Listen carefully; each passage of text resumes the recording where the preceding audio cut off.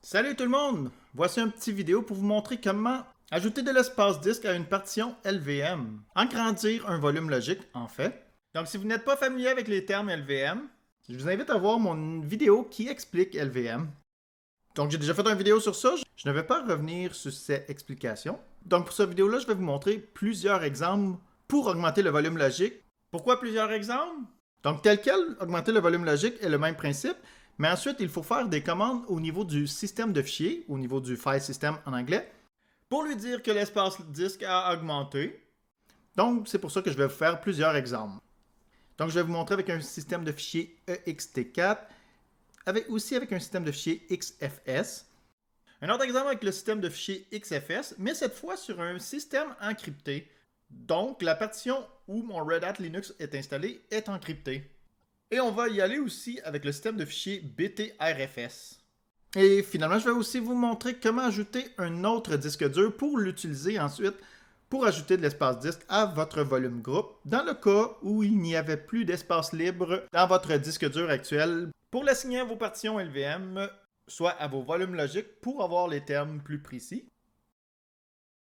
Donc pour mon premier exemple, je vais vous montrer les volumes logiques de ma machine modèle. Ça se fait avec la commande LVS. Donc dans mon cas, ça va être le volume logique LV_Debian que je veux augmenter. Donc on voit que LV_Debian est dans le VG Ordi. Je vais aussi vous montrer l'état de mes volumes groupes. Voici donc l'état de mon VG Ordi. Il y a 503 GB de libre. Donc assez pour en ajouter à mon volume logique. Je veux lui ajouter une dizaine de gigs. Mettons dans cette cas-ci, on va lui ajouter 11 gigs. Je trouve que c'est un beau chiffre. Donc avant de commencer, je vais aussi vous montrer mes partitions montées. Et ça se fait avec la commande df -h. Donc juste pour préciser, cet exemple-là, je suis en train de la faire dans une machine Debian serveur. C'est une partition formatée en ext4. Et on voit que ma partition est montée en tant que slash, donc c'est la partition système du système qui est présentement démarré. Donc voici la commande pour lui ajouter 11 gigs. C'est lvextend moins L majuscule plus la quantité qu'on veut lui augmenter. Donc dans mon cas, ça va être 11 gigs, 11 G majuscule. Ensuite, slash dev, slash le nom du volume groupe, donc du groupe de volume. Dans mon cas, c'est VG_Ordi. Donc, ajusté selon votre cas. Et ensuite, slash le nom du volume logique. Donc, dans mon cas, c'est LV_Debian. Et je vois dans le message, après avoir exécuté la commande, je vois que le volume logique a été augmenté de 558 à 569 GB. Yes! Et si je fais la commande LVS, on voit cette augmentation. Mais si je fais la commande df-h, la partition n'a pas augmenté. Oh, pourquoi? C'est parce qu'il faut dire aussi au file system, qui est ext4 dans mon cas, que l'espace a changé. Donc voici la commande pour ma machine Debian que je dois exécuter pour ça. Donc resize 2fs espace suivi de la partition. Donc dans mon cas, c'est slash dev, slash le nom du volume groupe et ensuite du volume logique. Mais puis peut-être qu'il y a un petit ajustement si vous êtes avec une autre distribution Linux. Pour le chemin de la partition. Et voilà, et ensuite si je refais df-h, et voilà, la taille de la partition a été ajustée et on voit que j'ai plus d'espace libre que tantôt. Donc là, je vais vous montrer la même chose, mais sur une machine Red Hat et son système de fichiers est en XFS. Donc ça va être un petit peu différent pour la commande à inscrire pour indiquer au système de fichiers qu'on a changé la taille du volume logique. Donc rapidement, je vais vous montrer l'état sur cette machine-là. Donc on a un volume groupe VG serveur et dedans j'ai deux volumes logiques, root-rl et une swap qui sert à la swap de ma machine. Si je vous montre l'état du volume groupe, donc il me reste 17 GB de libre, donc je suis correct pour ce cas-ci. Donc, juste pour vous montrer, je vais ajouter 1 GB à mon volume logique ici, root-rl. Donc, voici la commande. Elle est similaire à tantôt, lvextend-l plus 1 G et le nom du volume groupe, le nom du volume logique. Donc, je fais ça. Encore une fois, bon, si je fais df-h, donc la partition est encore à 41 G. parce qu'il faut indiquer au système de fichiers qu'on a augmenté l'espace. Et donc, voici la commande qu'il faut faire pour XFS. Donc, c'est avec XFS barre en bas growth. J'espère que je le prononce bien. Et ensuite, slash dev slash le nom du volume groupe. Donc, dans mon cas, vg-serveur slash le nom du volume logique. Voici à quoi ressemble le output. Donc, le nombre de blocs a changé de ça à ça. Et si je refais ma commande df-h, cette fois-ci, la partition est rendue à 42 GB, donc l'ajout du 1 GB a bien fonctionné. Mais là, dans le prochain exemple, on va complexifier ça un petit peu. Donc, sur cette machine-là, si je fais df-h, voici comment que mon slash est indiqué. En fait, la partition slash est encryptée avec la technologie par défaut dans Red Hat, qui est la technologie LUKS, LUKS, pour encrypter les disques durs. Donc, rapidement, je vais vous montrer des trucs très techniques, juste pour vous montrer un petit peu plus d'informations sur mon système. Donc, je vais vous montrer le fichier fstab, le TC fstab, juste pour vous montrer comment c'est indiqué. Donc, pour mon slash, là, désolé, je suis trop zoomé. Voilà, je vais dézoomer un petit peu. Donc, voici comment c'est indiqué pour mon partition slash. Donc, ça, c'est un UID. Puis, Lux, c'est comme je vous ai dit, c'est la technologie pour l'encryption, par défaut dans Red Hat Linux. Ouais, bien sûr, ça va aller mieux si je suis avec root ou que je fais sudo devant. Donc, je refais la même commande. Voilà. Donc là, ça, c'est tous des trucs pas obligatoires pour LVM, mais je veux juste vous mettre à contexte si c'est dans votre cas. Vous avez une partition encryptée puis vous voulez la grossir. Donc, je vais juste vous montrer un petit peu les outils pour voir. Donc, le fstab, c'est les trucs qui sont montés au démarrage. Les partitions qui sont démarrées au démarrage, qui sont indiquées dedans. S'ils sont encryptés, ben là, c'est indiqué dans le fichier etc crypt. Ici, on a le UID de la partition, puis ensuite le nom de la partition encryptée. Donc moi, lors de l'installation de Red Hat Linux, j'ai tout laissé par défaut. J'ai spécifié aucun nom. Donc lui, par défaut, il utilise ça. Puis ensuite, pour la partition encryptée, c'est le même UID, mais il a ajouté Lux devant. Puis si on veut voir les informations de la partition encryptée, voici la commande. Donc crypt setup, espace statut et le nom de la partition encryptée ici. Donc cette information me confirme que ça a été encrypté avec Lux. Et c'est ce device-là, dans le fond, mon VGTest ARL root qui a été encrypté. En fait, je vais vous montrer aussi comme tantôt. Dans cette machine-là, mon volume groupe, c'est VG-test. Puis mes volumes logiques, ben j'en ai deux. J'en ai une qui est pour le root, ARL pour Red Hat Linux-root. Et j'en ai fait une aussi pour le swap. Donc, dans mon cas, un 2 GB pour le swap. Donc, pour cet exercice-là, je veux augmenter l'espace disque de mon ARL-root. Donc, il y a une commande de plus à faire que tantôt parce que la partition est encryptée. Juste avant de tout faire ça, je vais juste aller aussi dans l'outil CF10 juste pour vous montrer comment qu'elle est. Donc, j'ai une première partition standard qui sert pour mon slash boot, comme j'ai dit dans l'autre vidéo. Pour les machines Red Hat ou Fedora ou toutes dérivées de ces distributions-là, les fichiers nécessaires pour le boot ne peuvent pas être dans une partition LVM. Ça fait, moi, lors de l'installation, ça a créé une partition standard juste pour le slash boot et ensuite, il a créé une deuxième partition standard pour LVM. Donc, pour plus d'informations, je vous invite à aller voir mon vidéo sur les explications d'LVM. Donc, je vais quitter cet outil-là et on va augmenter l'espace disque maintenant. Donc, quand j'ai fait la commande VGS tantôt, ça me confirme que j'ai de l'espace disque de libre pour l'ajouter à mon volume logique, qui est de 25 GB. Donc, on va l'augmenter de 5 GB, donc il va être à 30 GB. Je fais juste ces commandes-là, qui nous confirme qu'il est à 25 GB. Donc, pour la commande, c'est la même que tantôt, à part que dans cette machine-là, c'est un autre nom de volume groupe et un autre nom de volume logique, donc, mais sinon, c'est la même commande. On voit ici, c'est écrit en un mot. Ça fonctionne aussi. Là, tantôt, j'avais écrit en 2 mots. Mais ça fonctionne. Donc, je vais faire Enter.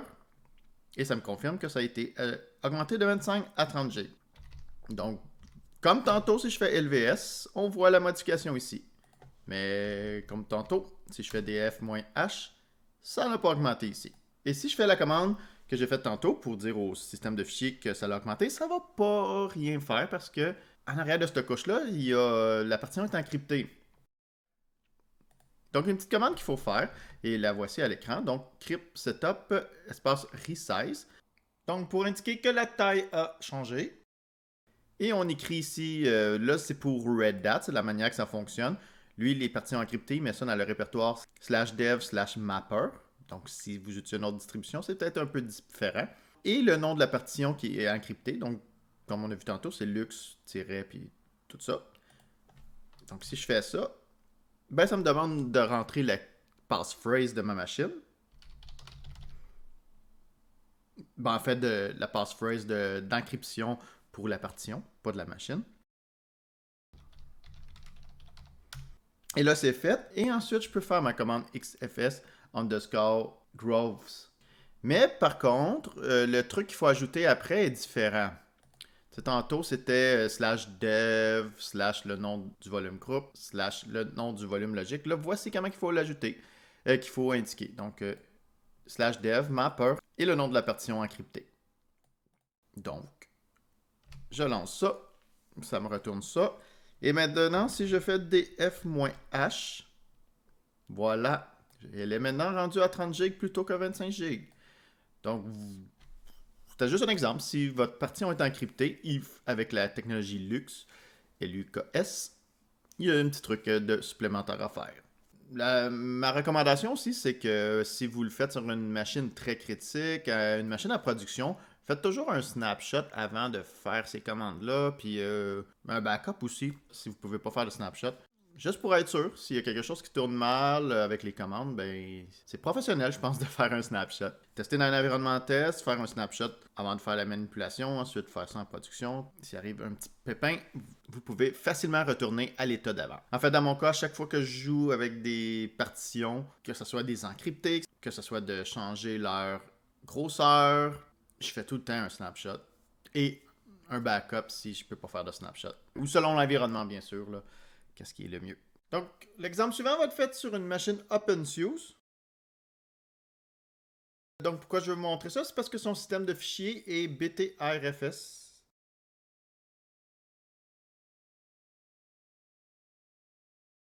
Donc, voilà, si je vous montre le etc fstab pour la partition /. Donc, dans cet exercice-là, on va augmenter la partition /. Donc, présentement, elle est à 20 GB. On va l'augmenter de 5 GB. Je vais faire la commande LV. Donc, je vais me connecter avec root.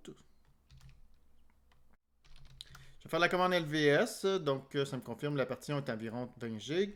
Je vais vérifier avec VGS si j'ai bien de l'espace disque sur cette machine-là. Oui, j'ai bien de l'espace libre de disponible. Donc, on va faire la même commande que tantôt. LVextend-L plus 5G. Voilà. Donc, je me suis servi de la touche Tab pour auto-compléter. Donc, c'est pour ça que ça s'allait écrire rapidement. Donc, sur cette machine-là, mon volume groupe est VG-test et mon volume logique LV OpenSUSE. Donc, je lui ajoute 5 GB. Je refais la commande LVS pour confirmer que l'ajout s'est fait. Et si je fais df-h, bien sûr, ça ne sera pas ajouté. Donc, voici comment avertir le file system BTRFS que la grosseur de la partition ou du volume logique a augmenté. Donc, ça se fait avec BTRFS, file system, resize. Et là, il faut inscrire de combien il a augmenté. Donc, 5G plus 5G pour le /. Et là, ça me dit que ça l'a augmenté de 5 GB. Donc voilà, ma partition est maintenant de 25 GB. Ok, je vais utiliser cette machine pour vous montrer les 3 derniers exemples que je veux vous montrer pour cette vidéo. Donc, premièrement, comme j'ai fait pour tous mes autres exemples, je vais vous montrer l'état de VGS et LVS. Enfin, je vais vous montrer quelque chose avec la commande LVextend qu'on a fait plusieurs fois dans cette vidéo. Si jamais vous voulez utiliser tout l'espace disque disponible dans le volume groupe, voici comment l'écrire. Donc, LVextend-L plus 100%, fruit tout en majuscule. Et ensuite, ben, comme tantôt, donc dev, le nom du VG, qui est dans mon cas VG serveur pour cette machine-là. et le volume logique. Donc, je vais l'assigner à route-RL. Donc, si je refais VGS, donc on voit que j'ai plus d'espace libre maintenant dans mon volume groupe qui serait disponible dans le futur pour ajouter au volume logique. Donc, ceci va me permettre de vous montrer un autre exemple. Donc, d'utiliser un nouveau disque dur, de l'ajouter dans notre volume groupe et ensuite de pouvoir l'utiliser pour grossir nos volumes logiques actuels ou faire des nouveaux volumes logiques. Enfin, je vais vous montrer ça. Donc, je vais éteindre cette machine-là.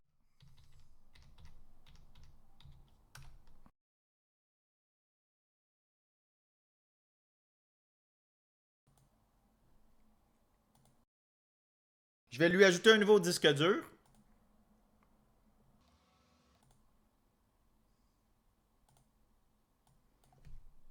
Qui va être juste de 50 GB. C'est juste pour vous montrer des exemples.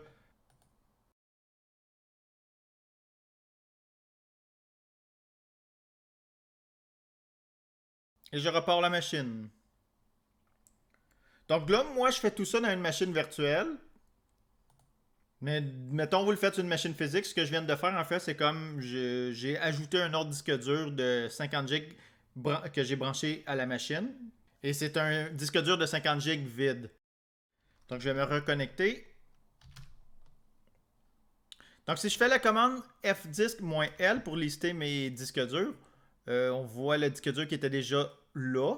Donc, le slash dev slash sda et mon nouveau disque dur de 50 GB qui est slash dev sdb, qui a présentement aucune partition. Je vais le partitionner avec l'outil cfdisk. Donc, je vais faire cfdisk slash dev slash sdb. Là, mon disque dur était vide, donc il me demande quelle table de partition je veux utiliser pour ce disque dur-là. GPT, c'est pour qu'il soit en GPT et DOS, c'est pour que ce soit en MBR, en fait. J'ai déjà fait une vidéo qui explique les différences entre un disque dur GPT et MBR, si jamais ça vous intéresse de le savoir. Donc, dans ce cas-ci, je vais faire un disque, ça va être un disque GPT. Et on voit, il y a juste de l'espace libre de 50 GB pour ce disque dur-là. Je vais faire ma première partition, mais je ne le ferai pas de 50 GB, je vais juste utiliser 40 GB pour cette partition-là. Et comme type, je vais choisir LVM Linux. Donc, ça va être un volume physique dans LVM. Et je vais enregistrer mes changements. Voulez-vous écrire oui? Et je vais quitter. Donc, si je refais la commande F10-L, donc on voit la partition qui est ici, la partition est nommée slash dev slash sdb1. La partition est de type LVM Linux, mais si je fais la commande PVS, on ne la voit pas ici. Donc, je vais utiliser la commande pvcreate pour utiliser cette partition-là comme volume physique. Donc, ça va être pvcreate et le chemin de la partition. Donc, c'est dev sdb1.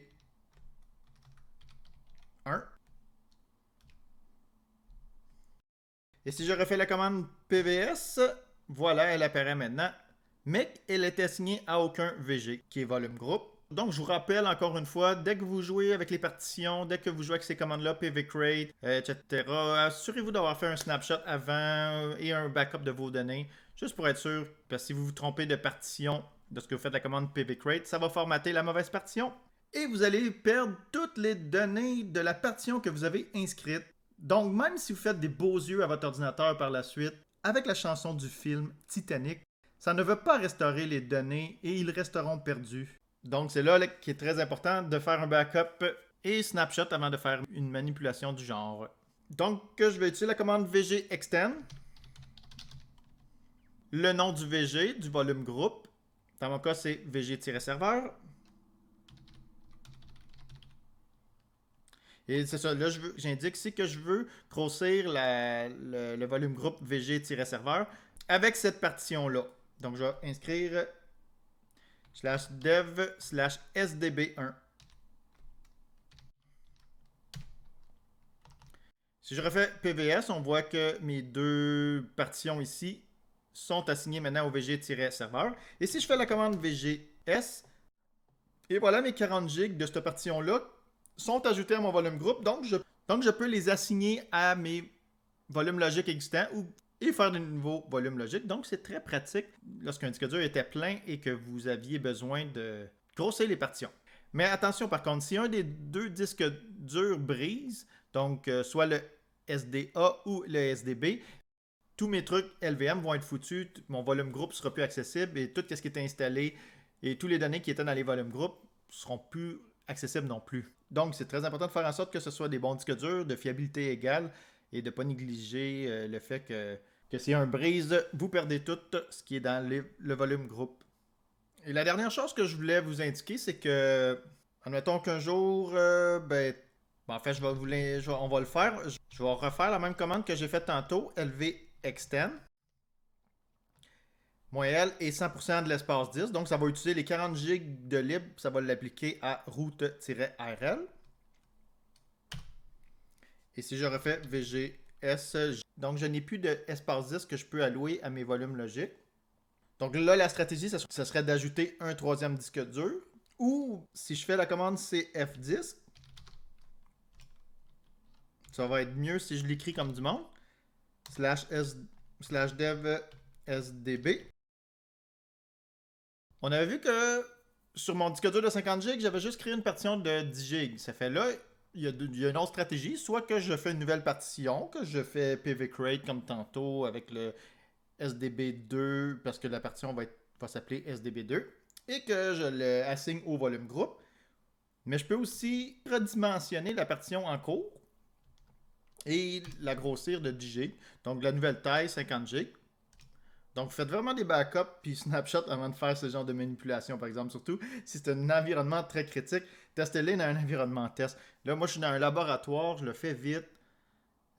Sans trop de conséquences si jamais je fais une erreur ou quelque chose de technique ne fonctionne pas bien lors de la redimension. Moi, ça ne me dérange pas trop. J'ai déjà fait un snapshot avant d'enregistrer cette vidéo-là, donc c'est très facile de restaurer dans mon cas. Mais j'ai aucun données important sur cette machine virtuelle-là que je peux perdre. Mais vous, si c'est une machine importante, soyez plus prudent que qu'est-ce que je vous montre. Donc, on voit que la partition est maintenant de 50 GB. Je vais écrire mes changements. Je vais faire yes. Bien sûr, si je fais PVS, je vais juste quitter. Je suis allé trop vite. Bien sûr, si je fais PVS, on voit que la partition est encore 40 GB ici. Donc, on a une petite commande ici qu'on peut faire PV resize /dev et là, dans ce cas-ci, ça va être SDB1 parce qu'on voit ici que c'est ça ma partition. Et je vais refaire PVS. Et cette fois-ci, il a fait un petit update de son espace. Puis là, il a vu qu'il y avait 10 GB supplémentaires. Donc, dont les 10 GB qui sont libres, on voit qu'ils sont libres ici.